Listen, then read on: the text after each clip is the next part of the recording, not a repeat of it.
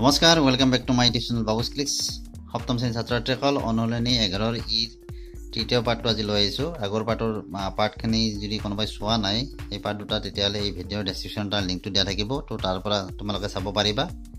তো অহা আজিৰ ভিডিঅ'টো আমি আৰম্ভ কৰোঁ।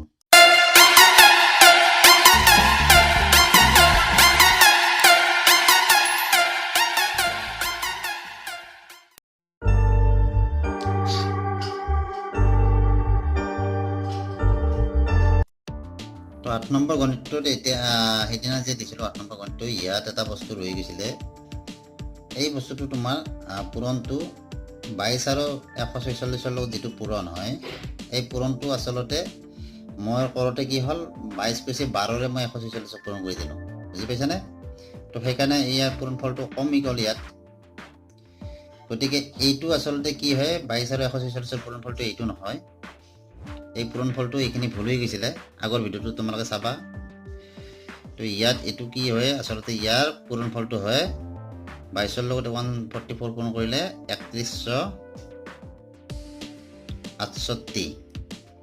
এইটো হয় ইয়াৰ পূৰণফল 3168, বুজি পাইছানে? তাৰে তলত 7। এই হৰণটোতো কিন্তু ঠিকে আছে দে, এইটো ঠিকে আছে, এইখিনি ঠিক আছে, বাকীখিনি চব ঠিকেই আছে, খালি এইখিনি অলপমান ভুল হৈছিলে। তোমাৰ কাঠ টুকুৰাৰ ব্যাসাৰ্ধ আছিল 12 সেণ্টিমিটাৰ, কাটি অনা টুকুৰাৰ ব্যাসাৰ্ধ 5 সেণ্টিমিটাৰ, কাঠ টুকুৰাৰ কালি হৈছে পাই আৰ স্কুৱেৰ সমান 7/22 ইনটু 12 স্কুৱেৰ। 12 দুটা হয়নে নহয়? 12 দুটা পূৰণ কৰিলে কিমান পাবা? 146। গতিকে 146 এতিয়া এই 22 আৰু 146 পূৰণ কৰিলে আমাৰ কিমান হয়? 3168। তাৰ 7 হৰণ কৰোঁতে আমি কিমান পাওঁ? 452.57। এইটো আচলতে একুৰেট হিচাপ নহয়, কিন্তু এইটো এটা আনুমানিক হিচাপ হয়, বুজি পাইছানে? ইয়াত মানে হৰণ কৰিলে ওলাই যাই থাকে, সেইকাৰণে আমি কি লিখিছোঁ ইয়াত 452.57। তো কাটি অনা টুকুৰাটো কালি পাই আৰ স্কুৱেৰ, গতিকে 7/22 ইনটু 5 স্কুৱেৰ। ইয়াৰ ব্যাসাৰ্ধ 5 আছিলে, গতিকে 7/22 পূৰণ 25, 25 আৰু 22 পূৰণ কৰিলে 550, 550ক 7ৰে হৰণ কৰিলে 78.57 সেণ্টিমিটাৰ। তো এইটোৰ পৰা এইটো বিয়োগ কৰিলে অৱশিষ্ট অংশ কালি ওলাব, গতিকে আমি 452ৰ পৰা কি কৰিছোঁ? 78.57 বিয়োগ কৰিছোঁ। বিয়োগ কৰোঁতে আমাৰ কিমান থাকিল? 374.00 কাটা গ'ল, কি হ'ল? 374 সেণ্টিমিটাৰ স্কুৱেৰ। তো এইখিনি অলপমান হেৰি আছিলে, মই ভিডিঅ'টো তাৰ মানে ইয়াত যিটো 12ৰে পূৰণ কৰিলে তোমাৰ এইখিনি হয়, এইটো মই মানে 22 কৈছে 12 হৈছিলে, বুজি পাইছানে? তো এইখিনি শুদ্ধ কৰি ল'বা। 9 নম্বৰটো দিছে যে 28 সেণ্টিমিটাৰ ব্যাসাৰ্ধৰ বৃত্তাকাৰ তাঁৰ এডাল ভাঁজ কৰি এটা বৰ্গ তৈয়াৰ কৰা হ'ল। নিৰ্ণয় কৰা বৰ্গটোৰ বাহুৰ দিশ আৰু কোণটোৰ কালি বেছি হয়। ইয়াত কি কৈছে যে 28 সেণ্টিমিটাৰ ব্যাসাৰ্ধৰ বৃত্তাকাৰ তাঁৰ এডাল, তাৰমানে বৃত্তটোৰ ব্যাসাৰ্ধ তাঁৰডালৰ, অৰ্থাৎ যিটো বৃত্তাকাৰ তাঁৰ আছিল তাঁৰডালৰ ব্যাসাৰ্ধ কিমান দিছে? 28 সেণ্টিমিটাৰ। তো বৃত্তাকাৰ তাঁৰডালৰ ব্যাসাৰ্ধ দিয়া আছে আমাৰ 28 সেণ্টিমিটাৰ। এতেকে তাঁৰডালৰ আমি কি কৰিম? পৰিসীমাটো উলিয়াই ল'ম। এতেকে তাঁৰডালৰ পৰিসীমা কিমান হ'ব? পৰিসীমা সমান 2 পাই আৰ, হয়নে? পৰিসীমাটো 2 ইনটু পাই মানে 7/22 আৰু আৰ মানে কিমান দিয়া আছে? 28। 7 28ক 4 বাৰ, তো পূৰণ কৰা এইটো 2 দুগুণ 4, 2 দুগুণ 4, 44 পূৰণ 4 সমান কিমান হ'ব? 4 4 গুণ 16, 6 হাতে গেলে 4 4 16 18, 176 cm হৈছে কি আমাৰ তাঁৰডালৰ পৰিসীমা। তো আমাক কৈছে কি যে এই তাঁৰডাল কি কৰিছে? ভাঁজ কৰি এটা বৰ্গ তৈয়াৰ কৰিছে, গতিকে বৰ্গটোৰ বাহুৰ দিশ কিমান হ'ব? আমি বৰ্গৰ বাহুৰ দিশ ল'ব লাগিব। এতেকে বৰ্গৰ বাহুৰ দিশ আমাৰ কিমান হ'ব?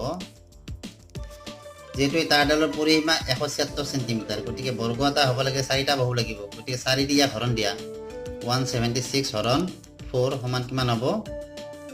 44 cm। তো বৰ্গৰ বাহুৰ দিশ আমি কিমান পালোঁ?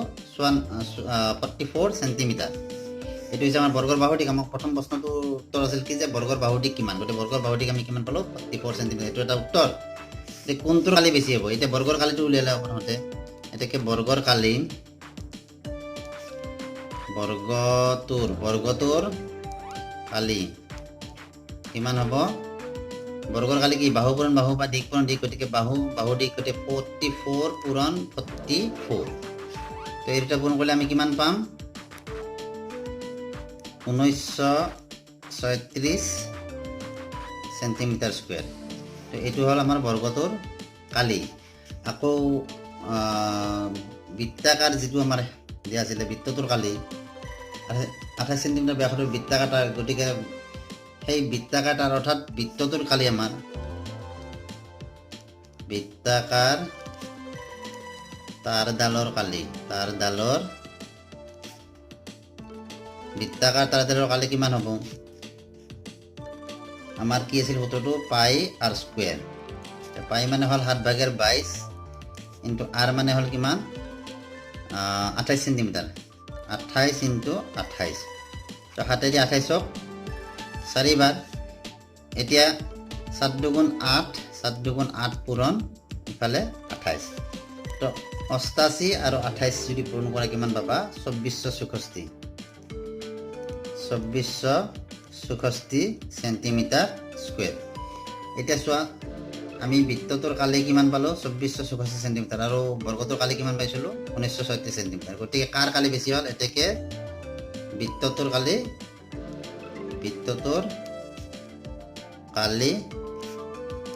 বেছি হ'ল, হয়নে? বৃত্তটোৰ কালি বেছি হ'ল।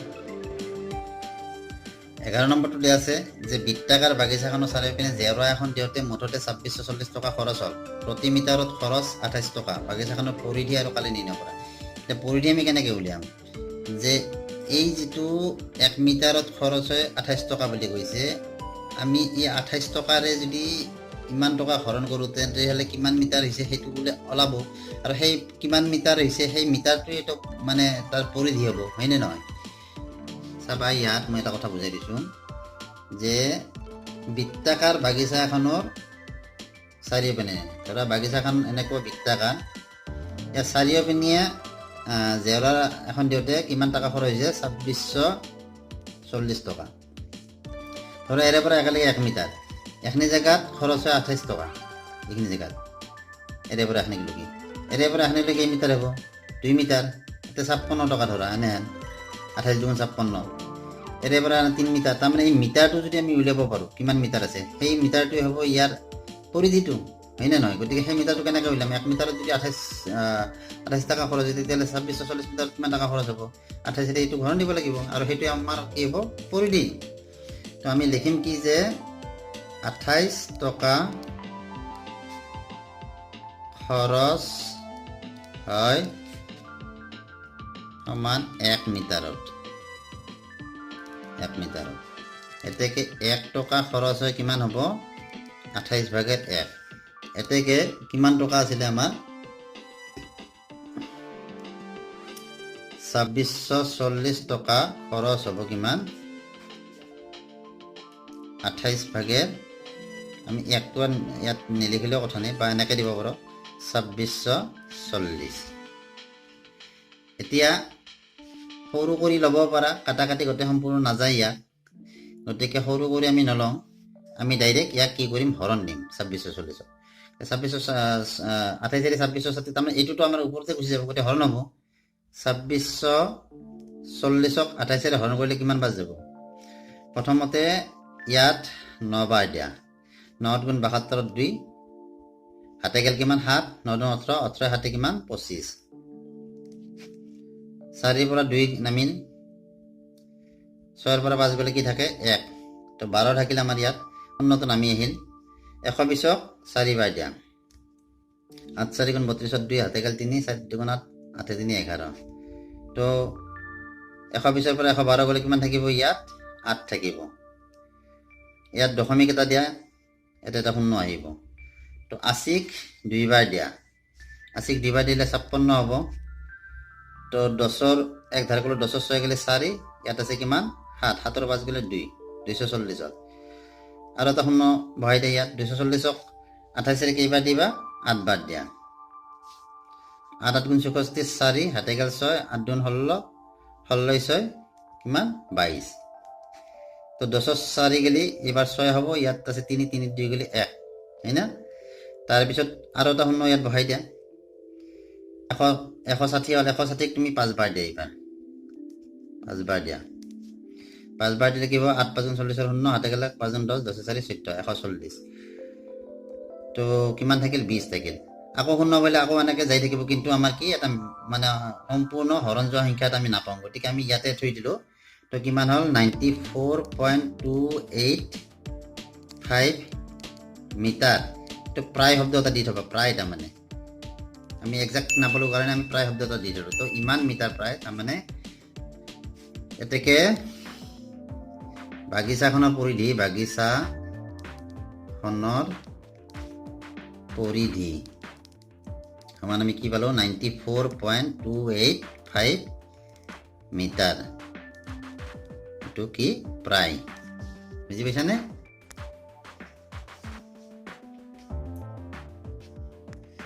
আকৌ আমাৰ কালি নিৰ্ণয় কৰিব লৈছে বাগিচাখনৰ গতিকে কালি দি নিৰ্ণয় কৰিব লাগিলে আমি আমাৰ ব্যাসাৰ্ধ বা ব্যাস এই দুটা কোনোবা এটা পাব লাগিব গতিকে আমি প্ৰথমতে কালি নিৰ্ণয় কাৰণে আমি কি কৰিম ইয়াৰ পৰা আমি ব্যাসাৰ্ধটো বা ব্যাসটো উলিয়াই ল'ম তে পৰিধি চি সমান আমাৰ কি আছে এটা সূত্ৰ পাই ডি হয়নে চি মানে আমাৰ কিমান 94.285 আৰু পাই মানে এইটো 7/22 ডিটো আমাৰ নাই ডিটো আমি ওলাব লাগিব এইখিনি বস্তু ইফালেও আনিব পাৰা এই 7/22 ইফালে লৈ আহা ইফালে আনিলে কি হ'ব 94.285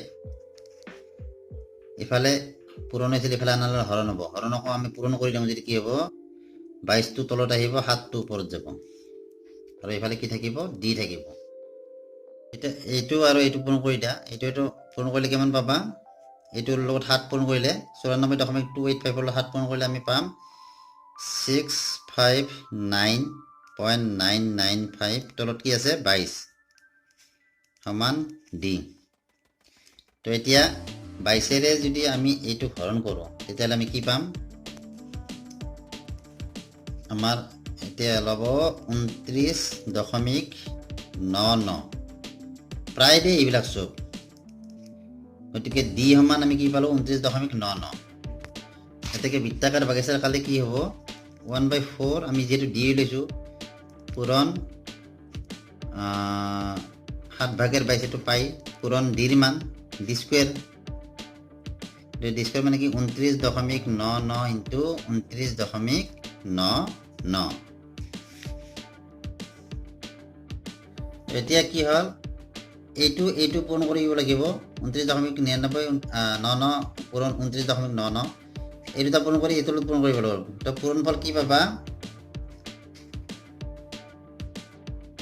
19786.8022 তলত কি আছে 7 আৰু 4 হয়নে 7 4 গুণ 28 তো 28ৰে এইটো হৰণ কৰিলে কি হ'ব 706.67 কালি হ'লে কি হয় মিটাৰ গতিকে মিটাৰ স্কুৱেৰ এইটো প্ৰায় বুলি দিবা এইটো বুজি পাইছানে এনেদৰে তোমালোকে উলিয়াব পাৰিবা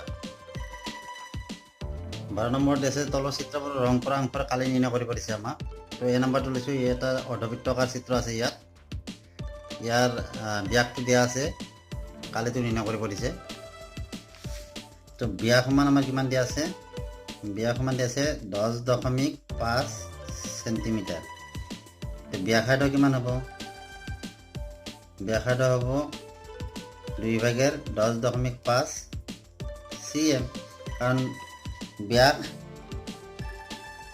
ব্যাসাৰ্ধৰ কি দুগুণ হয় গতিকে 2 দি ইয়াক হৰণ কৰিলে ব্যাস হৰণ কৰিলে আমাক ব্যাসাৰ্ধ ওলাব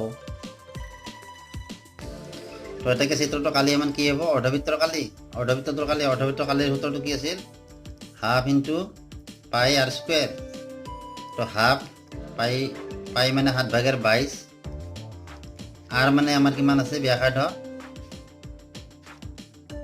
10/5 ইনটু 10/5 তো এতিয়া হাতেদি ইয়াক 105ক কেইবাৰ যাব 10ক 7 গুণ 7 একবাৰ গ'ল 3 থাকিল 35 7 5 গুণ 35 দশমিক ক'ত আছিল 11 আছিল গতিকে দশমিক ইয়াতে হ'ব 1.5 তাৰপিছত এতিয়া হৰণ যোৱা সংখ্যাৰ আছে এইটো 2 দি 22ক 11 বাৰ গ'ল হয়নে এইটো এটা হৰণ যোৱা সংখ্যা আৰুটো নাই আমাৰ তো এতিয়া কি হ'ল কি আছে ইয়াত 1 ওপৰত কি আছে 11 পূৰণ 1.5 পূৰণ 10.5 এইকেইটা ওপৰত আছে হয়নে আৰু তলত কি আছে আমাৰ 7 কাটা গৈছে 2 কাটা গৈছে এই 2 আৰু এই 2 আছে তাৰমানে 2 পূৰণ 2 সমান কিমান হ'ব তলত 4 হ'ব আৰু এইকেইটা পূৰণ কৰিলে আমি কিমান পাম 173.25 এতিয়া 4 দি ইয়াক হৰণ কৰিলে আমি কিমান পাম 43.31 কি হ'ব এইটো কি সেন্টিমিটাৰ আছিলে গতিকে সেন্টিমিটাৰ স্কয়াৰ 31 নহয় আৰু অলপ হ'ব কিন্তু আমি প্ৰায় এইখিনি বুলি লিখি দিব পাৰোঁ প্ৰায় এইখিনি তাৰমানে হৰণ কৰিলে হৰণ হৈ যায় থাকিব কিন্তু মানে হৰণটো শেষ হৈ নাযায় এইটো বুজি পাইছানে গতিকে আমি কি কৰিলোঁ 43.31 সেন্টিমিটাৰ স্কয়াৰ ইয়াতে ৰাখিলোঁ তো বি নাম্বাৰটোত এইটো এটা চিত্ৰতে আছে ইয়াত এটা বৰ্গ দিছে বৰ্গৰ ভিতৰত এটা বৃত্ত দিছে তো বৰ্গটোৰ বাহুৰ দিশ 7 সেন্টিমিটাৰ আছে গতিকে এই ৰং কৰা অংশৰ আমাৰ কালি ল'ব লাগে তেতিয়াহ'লে আমি কি প্ৰথমতে বৰ্গটোৰ কালি ল'ব লাগিব তাৰপিছত আমি বৃত্তৰ কালি ল'ব লাগিব তো বৃত্তৰ কালি আমি কেনেকৈ ল'ম ইয়াত 7 সেন্টিমিটাৰ যে এইটো বাহুৰ দিশ আছে গতিকে এই ইয়াৰ মানে ব্যাসডাল কিমান হ'ব 7 সেন্টিমিটাৰ হ'ব বুজি পাইছানে যেহেতু বাহুৰ দিশ এটা 7 সেন্টিমিটাৰ আছে ব্যাসডাল আমাৰ কিমান হ'ব 7 সেন্টিমিটাৰ হ'ব তো ইয়াত সেইকাৰণে কি কৰিছোঁ এই ব্যাস এডাল আমি ইয়াত ধৰি লৈছোঁ এইডাল যিমান হ'ব এইডালো সিমান হ'ব গতিকে এইটো 7 সেন্টিমিটাৰ হয়নে তো প্ৰথমতে আমি বৰ্গৰ কালি ল'ম গতিকে বৰ্গৰ কালি বা বৰ্গটোৰ কালি বুলি লিখিবা তোমালোকে কিমান হ'ব বাহু পূৰণ বাহু অৰ্থাৎ 7 পূৰণ 7 সমান কিমান হ'ব 49 cm স্কয়াৰ আৰু বৃত্তৰ কালি এবাৰ লোৱা বৃত্তৰ কালি কি হ'ব তো ব্যাস দিয়া থাকিলে আমি বৃত্তৰ কালি কেনেকৈ লওঁ 1/4 পাই ডি স্কয়াৰ সমান কিমান হয় 1/4 ইনটু পাই মানে আমাৰ কিমান 7/22 আৰু ডি স্কয়াৰ ডি মানে আমাৰ ব্যাস 7 সেন্টিমিটাৰ ধৰা আছে হয়নে গতিকে ইয়াত 7 স্কয়াৰ দিলোঁ এই 7 আৰু স্কয়াৰ কাটা গ'ল থাকিল এতিয়া 7 তো এতিয়া 7 আৰু এই 22টো পূৰণ কৰি দিয়া 7 2 14 4 হাতে গ'লে 7 2 14 কে 15 154 আৰু তলত কি থাকিল এইটো 4 আছে হয়নে 4টো ইয়াত বহাই দিয়া 4 দি 154 হৰণ কৰিলে আমি কিমান পাম 7 3 গুণ 12 হ'লে ইয়াত কিমান থাকিল 15 পৰা 12 গ'লে 3 থাকিল 34 হ'ল 8 4 গুণ 32 হ'লে 34 পৰা 32 গ'লে কিমান থাকে 2 থাকে দশমিক দিলোঁ দশমিক দিলে 2 লৈ 0 আহে 50 20 হ'ল 4 দি 20ক 5 বাৰ তো বৃত্তৰ কালি আমি কিমান পালোঁ 38.5 সেন্টিমিটাৰ স্কয়াৰ এতেকে ৰং কৰা অংশৰ কালি কি হ'ব আমাৰ বৰ্গৰ কালি কিমান আছিলে 49 তো 49 বিয়োগ 38.5 তো এইটো আমি বিয়োগ কৰিলে কিমান পাম 10.5 সেন্টিমিটাৰ স্কয়াৰ বিয়োগ কৰি চাবা তোমালোকে তো এইটোৱে হৈছে ৰং কৰা অংশৰ